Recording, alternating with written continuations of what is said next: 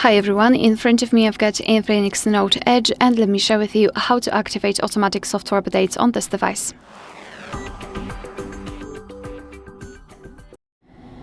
So let's begin with opening the settings, and here let's tap on INFINIX Note Edge, which is at the very top of the list.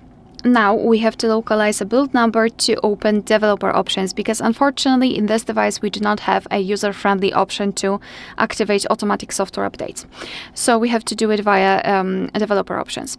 So keep tapping on the build number until you'll see the information that you're in the developer mode, and enter your screen lock to confirm everything.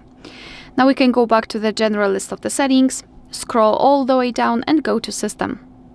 Then tap on Developer Options, and here scroll down a little bit to find the option Automatic System Updates, and tap on the switcher to turn this option on. And from now on, since this option is active, your device is allowed to apply the updates whenever it will be restarted, and of course whenever the update is available. Moreover, be aware, because if you'd like to keep this option turned on, you need to have the developer options turned on also. So do not turn them off just by tapping on the switcher, just leave them visible in the system. Alright, so that will be all. Thank you so much for watching. Please hit the subscribe button and leave the thumbs up.